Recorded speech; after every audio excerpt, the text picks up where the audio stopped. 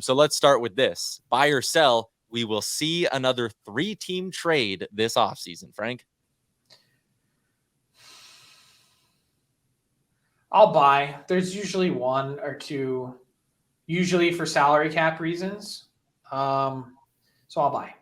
Yeah, Jay? Oh, I'm buying all day long. I think it's happening right at the draft, too. I think there are so many teams up against it, and I think there's more teams, Frank outlined Philadelphia. I think there's more teams now that are willing to go and just admit to their fan base, we're doing a legit rebuild. None of this BS about, we're going to be competitive. I think they've realized, you know what? Your fans appreciate if you be honest about it. They can sell it on the future. So, and I think to move some of these players, you're going to have salary retention. I asked you guys about this probably like 6 to 8 weeks ago to compare these two players. So I'll kind of do it again here. I'm going to say Trevor Zegras gets an extension that's nearly identical to Cole Caufield's. Buy or sell, Jason? This has long been the comp, right? Like, this is what people have been saying. Like, 22 years old, no Arbrights this year. Like, the thing about Zegras that I wonder about is just how much of his offense is due to the lack of depth around him, because they're just not that good, right? And that whole, the Anaheim, and I don't care who you are, I think after a while it starts to wear on you, right? The difference is, like, Zegras he's not much of a goal scorer, right? Like, Caufield's got more goals already. I think he's played like 60 fewer games. So I'm going to say he would, but Anaheim has boatloads of cake. So yeah, that would be the high end. I think he's going to come in maybe closer to like 7.5. But going back to the discussion we just had, if you're him, wouldn't you try and do the Matthews thing? Which is like, give me a 3-year deal. I know he's not in that category of player, but give me a 3-year deal or a 5-year deal. And I want to get to free agency as quickly as I can, while also knowing that I've got enough security now that I'll never have to work again. Yeah, he'd be smart to do it. No question about it.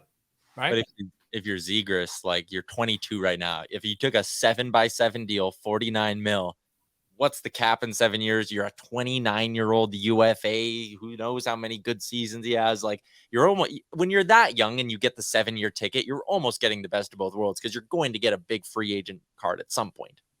Yeah, but think about if he got a 5-year deal, which would walk him to free agency. But he hits at 27. Yeah. And he's like, I'm 27. I'm at the peak of my powers, theoretically. Mm-hmm. And I'm going to cash in with, then sign the 8-year deal that takes me to 35. And I sign times 10 mil a year. All of a sudden, I become $130 million player for my career. Because the one guy who just signed a contract too from that draft class, I think they're 2 slots apart, Dylan Cousins. Yep. Right? How do you compare? Like, who would you want for the next 5 years, Cousins or Zegras? Well, here's the thing about the Cousins contract, and here's the thing about the Caufield contract, is they had other deals on their team books that the team was able to point to and say, you are not getting a penny above this guy. Nick Suzuki was one. Tage Thompson was one. You're like, these players are great players in our organization. Here's what they just recently signed for. You don't really have the ability to ask for any more than that. Get in line. Guess what? The Ducks don't have that. Yeah. True, but is he a guy like even Jack Hughes is from his draft class, and he's he's making 8 mil, and he's been a much more productive player. So I just don't see how Zegras, if he's going long term, can really command much more. All right, 2 more for you. The one kind of rumor that's been floating around this week that you guys haven't touched on yet is Alex DeBrincat with the Ottawa Senators. I'm going to say the best fit for DeBrincat is the Carolina Hurricanes. Frank, you buying or selling on that? I'm going to sell. We talked about the Hurricanes needing a difference maker and a driver. Alex DeBrincat is neither one. He can be a difference maker, but he's not a driver. And I think that's sort of, the big question about DeBrincat was, how's he going to play when he doesn't have Patrick Kane on his line? And turns out still a good player, but not a force. And I think there's tons of room, obviously, for someone like Alex DeBrincat in the NHL and on a really good team. He just wouldn't be the guy that I would be trying to bring in. We also know that the Hurricanes don't really pay market value. So knowing that he needs the deal, I think it's a bit of a long shot. I'm fascinated by DeBrincat and what happens with Ottawa, qualifying offer, everything else. Like, he still didn't have a terrible year. Like, obviously, defensively, they got crushed goals for against. But if you look at his offensive totals, like 27 goals isn't like an awful season by any stretch of the imagination. 66 points. I look at DeBrincat and, like, I said it before. I think DeBrincat is a really good complementary player, and that's not a knock on him. Like, I think he can be a complimentary first line guy, and he needs a wizard like Kane, who's very hard to find, or he's going to need. And thing is, Ottawa had some skilled guys. Like, Norris and Stützle aren't like chopped liver guys. Like, those are two pretty good young players. DeBrincat, I don't think he's stylistic fit in to how they play the game. And so I don't think you can bring in a player who's more of a puck possession player and then play dump and chase. I don't really think that works to his benefit. So he's got to go to a team that's a puck possession team. I think he's going to have success. I mean, racking my brain and looking at teams that I think would fit for him. And I think there's lots of teams that would like him, but cap wise, it's hard to fit him in. That's the challenge. Yeah, with that qualifying offer. Then I'm going to sell though. I don't think Carolina. I don't think that moves the needle. That's not what they need. It's not a big enough impact guy on offense, is what you guys are saying. Makes sense. All right, last one I got for you. It's tied into the Senators as well. Right now, I think the two goalies they have under contract for next year are Anton Forsberg and Mads Søgaard. I'm going to say they go out and get one of the big name goalies on the market this summer. Jason, you buying or selling? I wonder if they're going to be leery after what happened with the Talbot trade and Gustafsson, right? That some people felt like they gave up on him. Goaltending is tough, man. And Mads Søgaard, that guy's been a really good goalie back to his Medicine Hat Tiger days. And now he's young. It's asking a lot.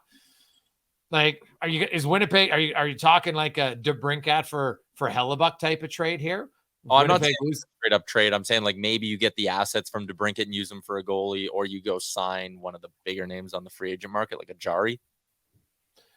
Yeah, Jari's an interesting one. I'm going to sell. Didn't they just get a goalie from Pittsburgh that had health issues and signed to a long-term deal with lots of money?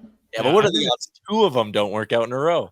Have you seen Jari's injury report? I would say probably pretty likely. So you're selling. No. I'm going to buy, but the hard part about answering this question is I don't know who their GM is. That makes sense. So here's my one caveat, Frank. Would Anaheim want a DeBrincat Gibson? Would there be any appetite for either one? I'm not sure there is, but that's the one goal, because I don't see why Winnipeg's doing it. They got a lot of wingers. Winnipeg's going to need centers. So John Gibson has a 10-team no trade, and I would bet you that at least 6, if not 7, of the Canadian teams are on that list. That's fair. That's a good point. But what about, like, why do you have to go crazy? Like, why wouldn't Korpisalo make a lot of sense there? Why wouldn't Semyon Varlamov make a lot of sense there? Like, you don't need to go absolutely insane on term and dollars.